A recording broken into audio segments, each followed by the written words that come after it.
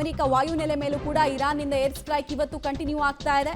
In fact ಇಸ್ರೇಲ್ನಲ್ಲಿರುವಂತಹ 27 America ನೆಲೆಗಳ ಮೇಲೆ ದಾಳಿಯಾಗಿದೆ. America ಮತ್ತು ಇಸ್ರೇಲ್ ಮಿಲಿಟರಿ ನೆಲೆಯನ್ನ ಗುರಿಯಾಗಿಸಿಕೊಂಡು ಈ ದಾಳಿಗಳಾಗ್ತಾ ಇದೆ.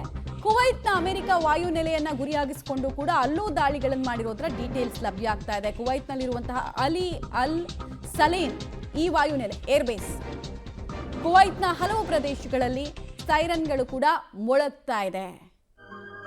ಎಲ್ಲೆಲ್ಲಿ ಅಮೆರಿಕಾಗೆ ನೆಲೆಯನ್ನ ಕೊಡಲಾಗಿತ್ತೋ, ಅಮೆರಿಕಾದ ಏರ್ಬೇಸ್ ಇತ್ತು, ಬಹರೇನ್ ಇರ್ಬೋದು, ಕುವೈತ್ ಇರ್ಬೋದು, ದುಬೈ ಭಾಗ ಇರಬಹುದು, ಇಲ್ಲೆಲ್ಲವೂ ಕೂಡ ದಟ್ಟವಾದ ಹೊಗೆ ಆವರಿಸ್ತಾ ಇದೆ. ಕೆಲವು ಕಡೆಗಳಲ್ಲಿ ಕೆಲವು ಕಡೆ ಸೈರನ್ ಮೊಳಗ್ತಾ ಇದೆ. ಕೆಲವರ ಮೊಬೈಲ್ಗೆ ಅಡ್ವೈಸರಿ ಬಂದಿದೆ, ಸುರಕ್ಷಿತವಾಗಿರಿ, ಸೇಫ್ ಆಗಿರಿ, ಅನ್ನೆಸೆಸರಿ ಓಡಾಟಗಳನ್ನು ಮಾಡಬೇಡಿ ಅಂತ ಅಡ್ವೈಸರಿಗಳು ಬಂದಿದೆ.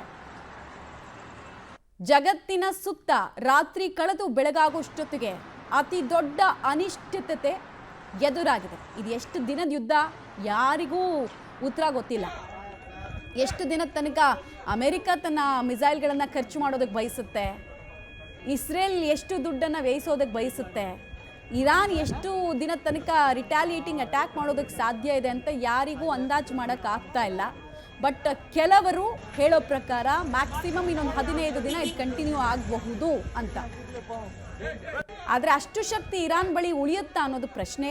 ಒಂದು ಕಡೆಗೆ ಇಂಟರ್ನಲ್ ದಂಗೆ, ಇನ್ನೊಂದು ಕಡೆ ಆಚೆಯಿಂದ ಅಮೆರಿಕ ಈಗಾಗಲೇ ಹೇಳಿದೆ, ನಮ್ಮದು ಇದು ಮಲ್ಟಿ ಡೇಸ್ ತನಕ ಟಾರ್ಗೆಟ್ ಇರುತ್ತೆ, ಇದು ಒಂದಿನಕ್ಕೆ ಸೀಮಿತವಾಗಿರುವಂತಹ ಆಪರೇಷನ್ ಅಲ್ಲ. ಇನ್ಫ್ಯಾಕ್ಟ್ ನಾವು 500ಕ್ಕೂ ಹೆಚ್ಚು ಲೊಕೇಶನ್ಗಳನ್ನು ಟ್ರೇಸ್ ಮಾಡಿ ಟಾರ್ಗೆಟ್ ಮಾಡ್ತಾ ಇದ್ದೀವಿ, ಇರಾನ್ ಕಂಪ್ಲೀಟ್ ಚೇಂಜ್ ಆಗೋ ತನಕ ನಾವು ಬಿಡಲ್ಲ ಅಂತ ಅವ್ರು ಹೇಳ್ತಾ ಇದ್ದಾರೆ. ಈ ಕಡೆಗೆ ಬಹರೇನ್ನಲ್ಲಿರುವ ಹೋಟೆಲ್ ಮೇಲೂ ಕೂಡ ಕ್ಷಿಪಣಿ ದಾಳಿಗಳಾಗಿದೆ.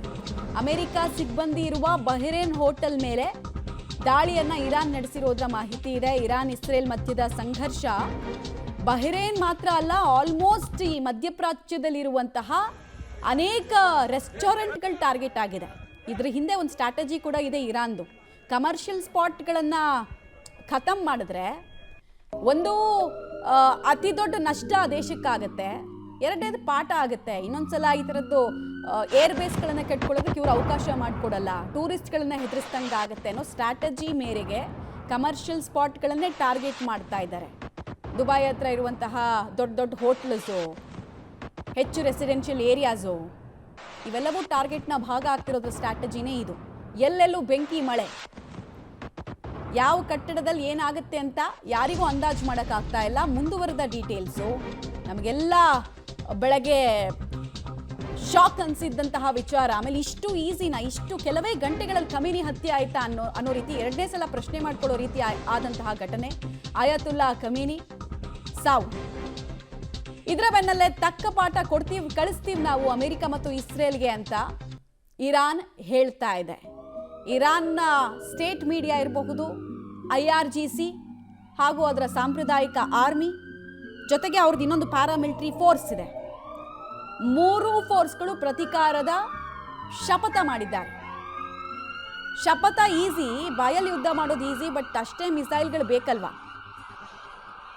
ಆಂತರಿಕ ದಂಗೆ ಇರುವಂತಹ ಪ್ರದೇಶದಲ್ಲಿ ಎಷ್ಟು ದಿನ ಅಂತ ದುಡ್ಡನ್ನು ವ್ಯಯಿಸೋದಕ್ಕೆ ಸಾಧ್ಯ ಇದೆ ಅನ್ನೋದು ಒಂದು ಪ್ರಶ್ನೆ. ಎರಡನೇದು, ಮುಂದಿನ ಸುಪ್ರೀಂ ಲೀಡರನ್ನೇ ಆಯ್ಕೆ ಮಾಡ್ತಾರ ಇವರು, ಅಥವಾ ಸುಪ್ರೀಂ ಲೀಡರ್ ಸಹವಾಸ ಸಾಕು ಅಂತ ಬಿಟ್ಟು ರಾಜ ಪೆಹಲ್ವಿ ಅವರ ವಂಶಸ್ಥರಿಗೆ ಅವಕಾಶವನ್ನು ಮಾಡಿಕೊಡ್ತಾರ?